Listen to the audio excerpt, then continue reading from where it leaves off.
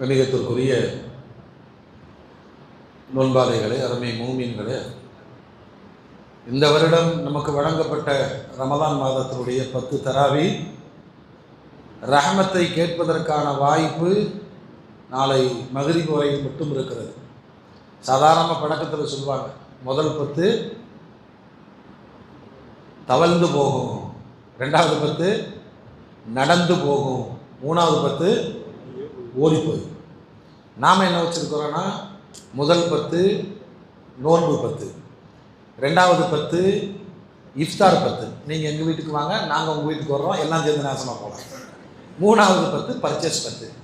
நோன்பு வச்சுருக்காங்களா இல்லையான்னு தெரியல, புர்காவும் போட்டிருப்பாங்க, பொத்திஸ்லையும் நிற்பாங்க, கையில் கஞ்சி இருக்கும், ஐஸ்கிரீமும் சாப்பிட்ருப்பாங்க. அருமையான நோன்பு, அல்லாஹ் பாதுகாப்பானாக. பெருமானார் ஸல்லல்லாஹு அலைஹி வஸல்லம் அன்னவர்களுடைய சஹாபாக்களில் உக்பத் இப்னு ஆமிர் அல் ஜுஹனி ஒரு சரித்திரத்திற்கு சொந்தக்காரர். நபிகள் நாயகம் ஸல்லல்லாஹு அலைஹி வஸல்லம் அவர்களை பற்றி கேள்விப்பட்டிருக்கிறார். மதீனால பேசிட்டு இருப்பாங்க, இப்படி அல்லாஹ்வுடைய தூதர் வந்திருக்கிறாரு,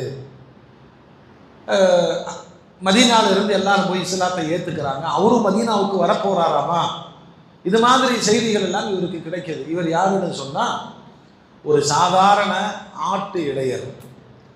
மதீனாவிலிருந்து வெகு தூரத்தில் பாலைவன அந்த கணவாய்களில் போய் ஆடுகளை மேய்ச்சிட்டு வந்து அதன் மூலமாக தன் வாழ்க்கையை ஓட்டி கொண்டு இருந்தவர்.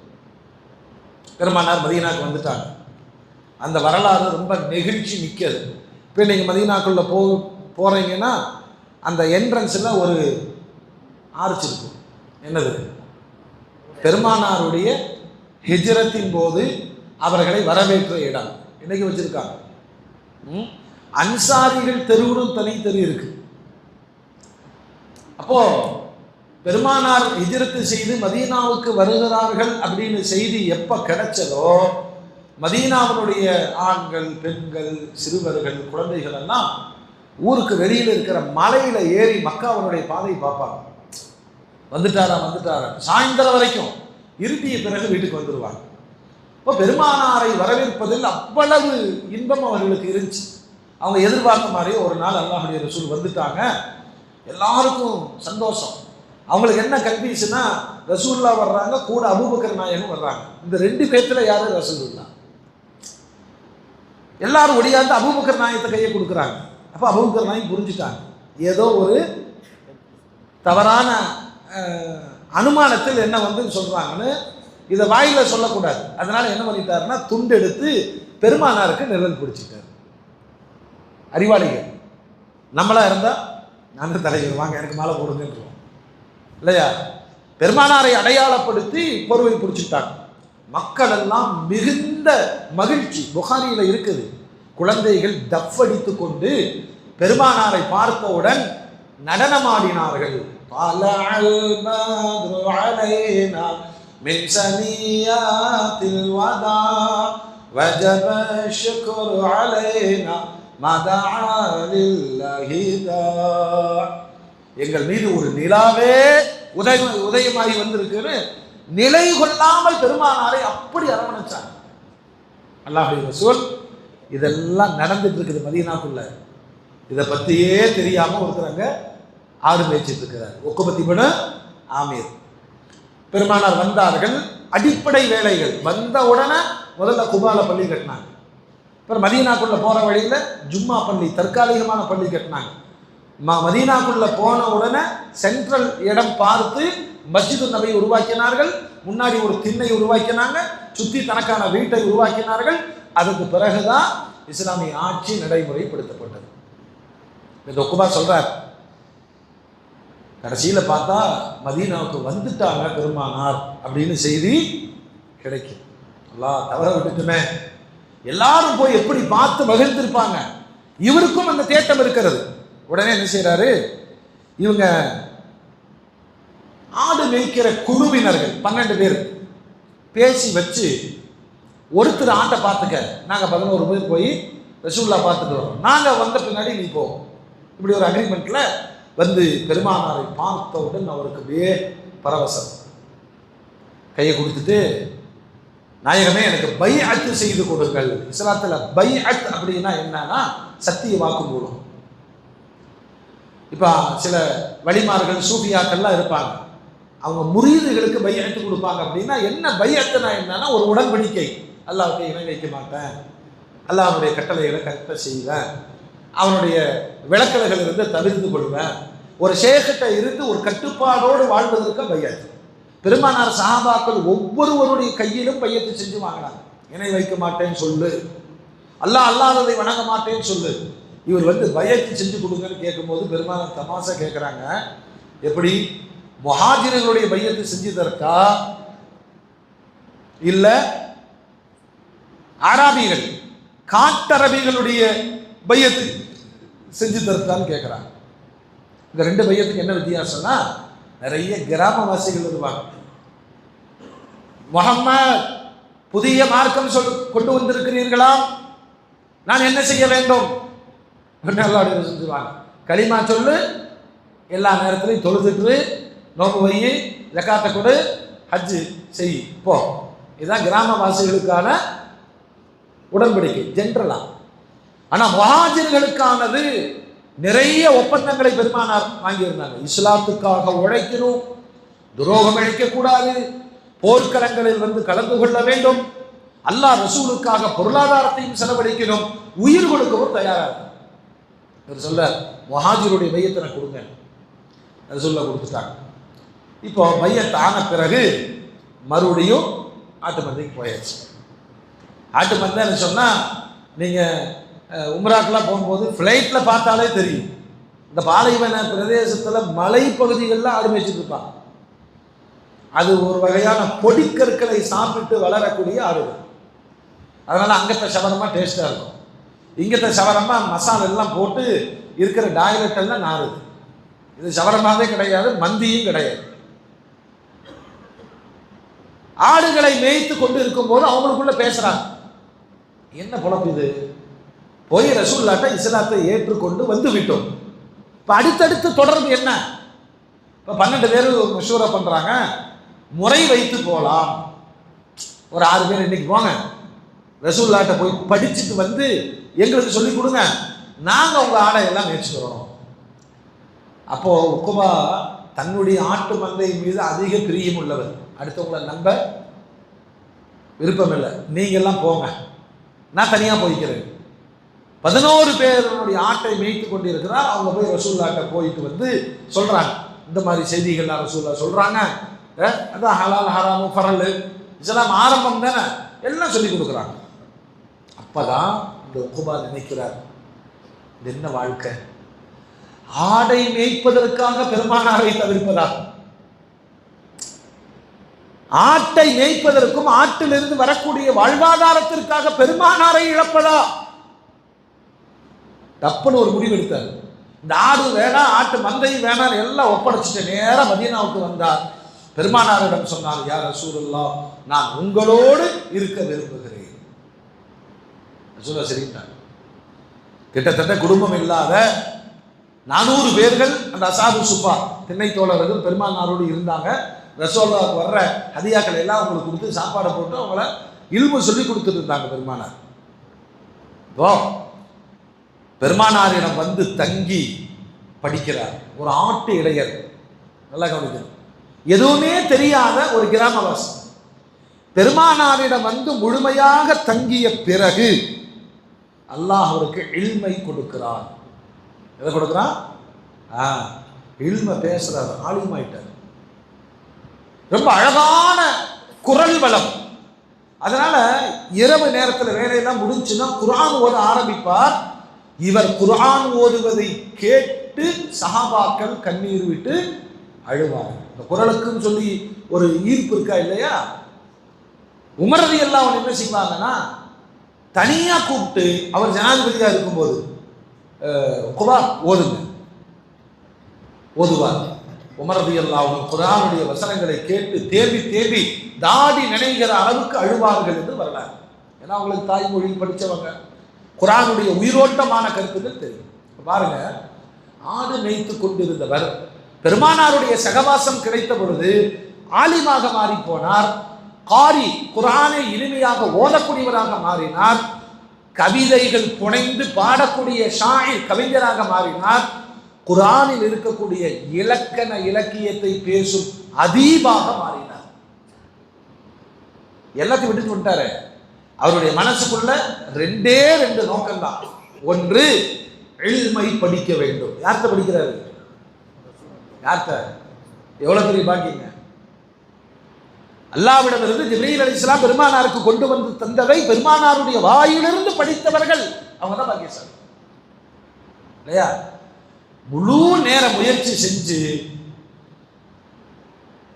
குர்ஆனை மனனம் செய்தார், இனிமையான கிராத் ஓதினார், தாவா செய்வதற்கான பயிற்சிகளை எடுத்துக்கொண்டார். மொத்தத்தில் நம்ம வாழ்க்கை இப்படி மாறும்னு சொல்லி அந்த ஆட்டு இடையர் உக்குபா நினைத்து கூட பார்த்திருக்க மாட்டார். இவர் பெருமானாரோடு ரொம்ப நேசமான பிறகு நபிகள் நாயகம் ஸல்லல்லாஹு அலைஹி வஸல்லம் இவரத கூடவே இருக்கிறாங்கிறாரு, கூடவே வச்சுக்குவாங்க.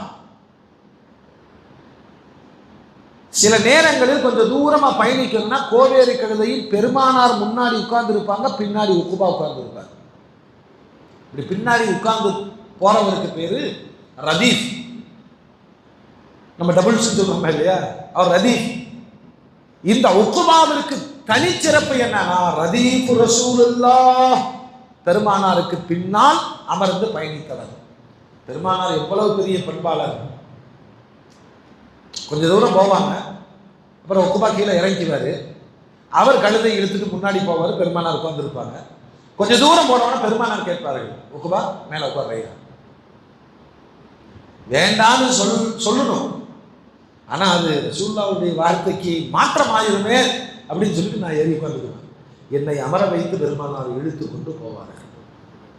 இதெல்லாம் நம்ம படிக்க வேண்டிய பாடம். வீட்டுக்கு வேலைக்கு வர்ற ஒரு பொண்ணோ ஒரு ஆணோ நம்ம சோபால உட்கார்ந்துட்டாலே டென்ஷன் ஆகிடும் இருக்கிறாங்க. எங்க வந்து யார் வீட்டில் நீ வண்டியில யாரையாச்சும் ஒருத்தர் உட்கார வச்சு போகும்போது ரொம்ப கூச்சப்படுவாங்க. கூச்சம் என்ன, அவங்க என்னமோ தீண்டத்தகாதவங்க மாதிரியோ. குறிப்பாக பணியாளர்களை கௌரவப்படுத்த வேண்டும், பெருமானார் அதை காட்டி கொடுத்தாங்க. ஒரு நாள் இப்படி பின்னாடி உட்கார்ந்து போகும்போது பெருமானார் ஸல்லல்லாஹு அலைஹி வஸல்லம் சொல்றாங்க, உக்குபா, நான் குர்ஆனில் 2 சூறாக்களை உனக்கு கற்றுத்தரட்டுமா? 2 சூறா, அந்த மாதிரி 2 சூறா வேற எங்கேயுமே கிடையாது சொல்லிவிட்டு ரொம்ப எளிமையாக பெருமானார் சொன்னாங்க, குல் அஊது பிரப்பில் ஃபலக், குல் அஊது பிரப்பின் நாஸ். இந்த 2 சூறாவுக்கு பேருமே மந்திரிக்கிற சூறான்னு இருக்கும். அல்லாஹ்வுடைய திருநாமத்தை கொண்டு மந்திரிக்கலாம். பெருமானார் மந்திரித்து விடுவார்கள், தனக்குத்தானே மந்திரித்துக் கொள்வார்கள்.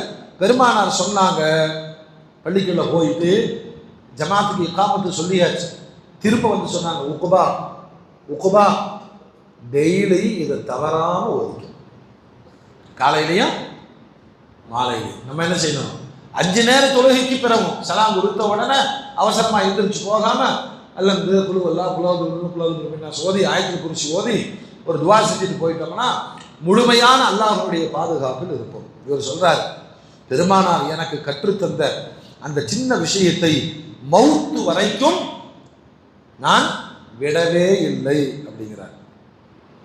உக்பா ஒன்று இல்மில் உச்சத்தை அடைந்தார். ஒரு ஆடு மேய்க்கிறவர் நபியுடைய சகவாசத்துல எல்லா இல்மும் அவருக்கு நிறைவாக கிடைச்சிருச்சு.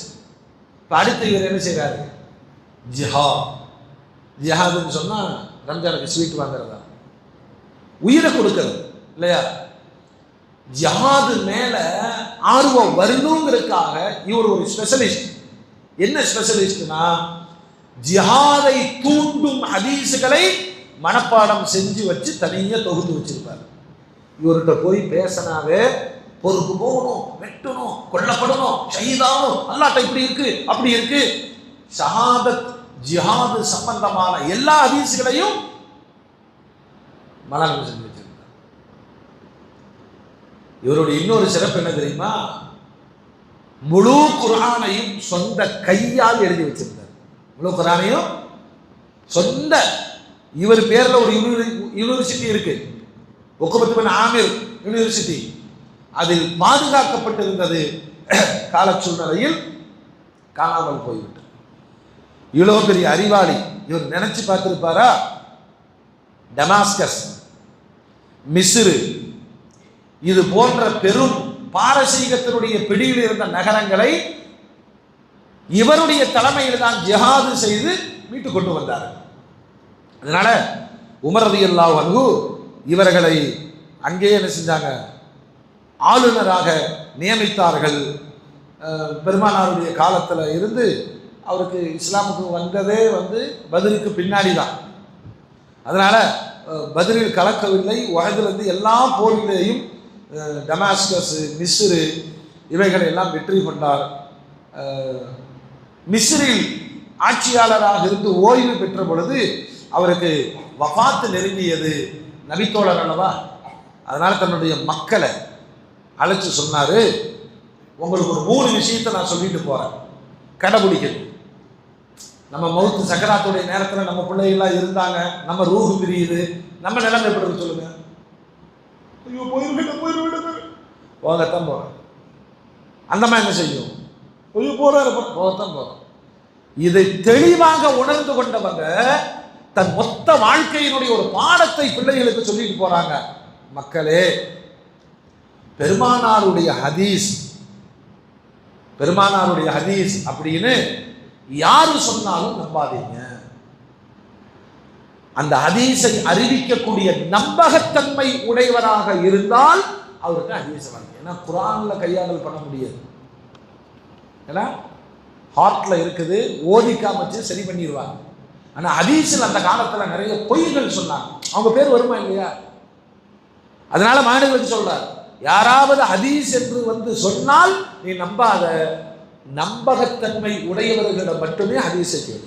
1. 2வது, மக்களுக்கான பாடம், நமக்கான பாடம். மக்களே, யார்கிட்டையும் கடன் கேட்காதீர்கள். இப்போ எவ்வளோ வாழ்ந்திருப்பார். நம்ம ஃபஸ்ட்டு நிரூபிக்கணும், வாழ்க்கையில கடனே வாங்காம வாழ்ந்திருக்கிறாங்க. அதான் அல்லாஹ்வுடைய ரசூல் சொல்றாங்க, கடன் வாங்கும் பொழுது திருப்பி கொடுக்க வேண்டும் என்ற எண்ணம் அவருக்கு இருந்தால் அல்லாஹ் அவருக்கு உதவி செய்யணும். வாங்கும் போதே அப்புறம் பார்த்துக்கலாம், யாரு திருப்பி கொடுக்க போறா அப்படின்னு இருந்தால் அதற்கான சோதனையை அல்லாஹ் அவருக்கு சொல்லி கொடுத்தாரு. 3வது சொன்னாரு, நானே ஒரு கவிஞர், என் பிள்ளைகள் நல்லா நீங்களாம் கவிதை எழுதுவீங்க, கவிதைகள் வேண்டாம். ஏன்னு சொன்னா, கவிதைகளின் மீது ஆர்வம் பிறந்து விட்டால் குர்ஆனின் மீதான ஆர்வம் குறைந்து போய்விடும். இந்த 3 உபதேசத்தை செய்துவிட்டு வஃபாத்தானார்கள். மிஸ்ரில் அடக்கம் செய்யப்பட்டிருக்கிறார்கள்.